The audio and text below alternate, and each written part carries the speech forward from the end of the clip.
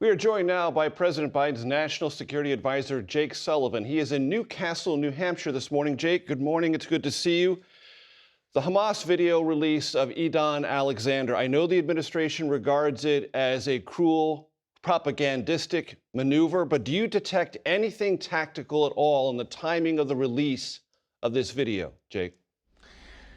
Well, Major, first, thanks for having me. And as far as this video, it is a cruel reminder of the barbarity and the brutality of Hamas, holding so many innocent people hostage, including Americans, including Edan.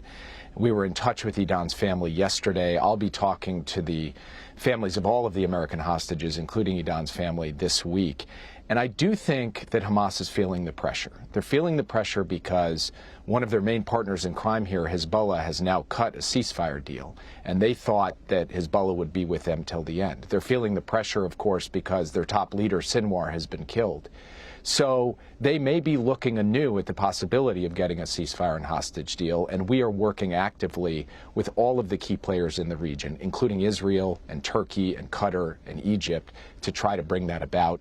The fate of the hostages, of course, on the administration's mind, on the minds of all Americans and all in the region, but also, Jake, I'm sure you saw over the last couple of days the video from Gaza of Palestinians surging to try to get a loaf of bread, in some cases crushing one another unintentionally. All suggestions are that the humanitarian situation there is, if it already isn't past crisis stage, near famine crisis stage. How much does that intensify the need to get this thing across, as you just said, the finish line? The humanitarian situation in Gaza is a crisis. You have too many people who are suffering from shortages of food, water, medicine, access to sanitation, innocent people who deserve a measure of peace and deserve access to all of those life-saving supplies in abundance. The United States has been working week in, week out, month in, month out, to open crossings, to move trucks, to ensure that humanitarian aid gets in. And at critical moments, we have been able to intervene in ways that have staved off the worst case scenarios of famine. But it's constantly stalking Gaza.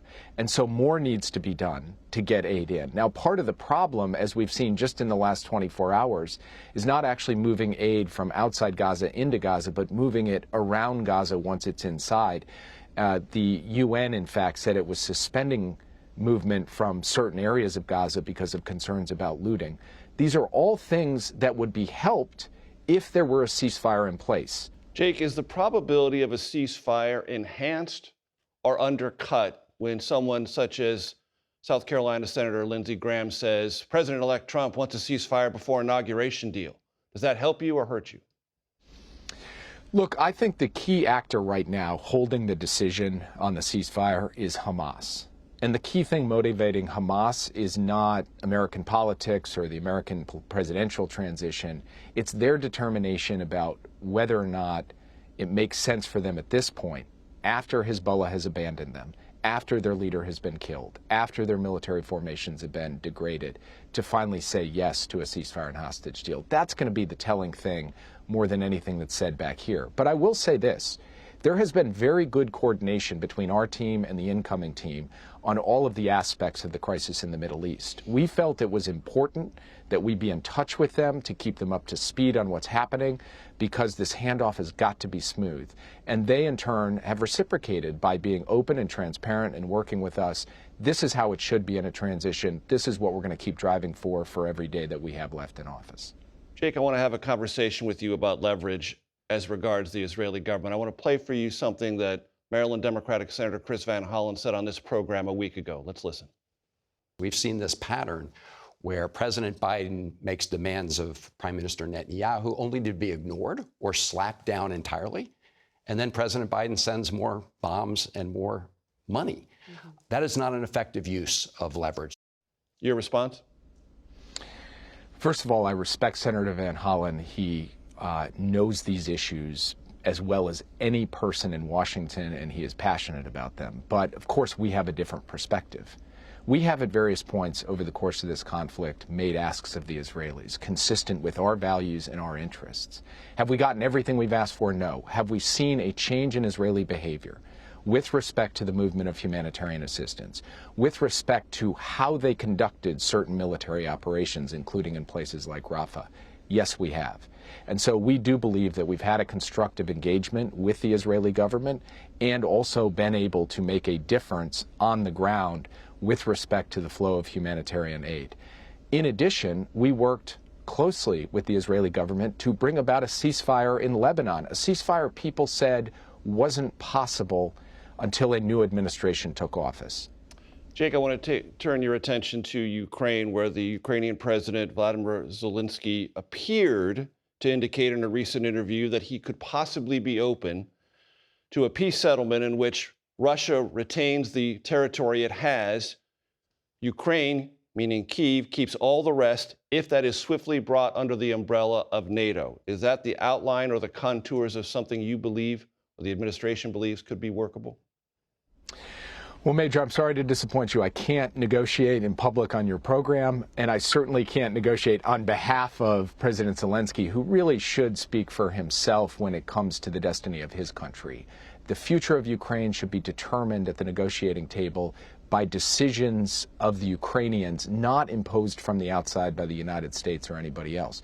I will say, though, that we have been engaging with Ukrainians over the course of this year on how you marry the support we provided them for use on the battlefield with a diplomatic strategy for the negotiating table. And some recent decisions from the administration have been criticized by Republicans as setting the situation on fire, meaning ATACMS and anti-personnel mines. Those advocates for Ukraine say those decisions are way too late to change the battle space in any strategically important way. Where do you come down? Anti-personnel landmines, which are non-persistent mines that shut off after 2 weeks, so they don't represent a long-term threat to civilians.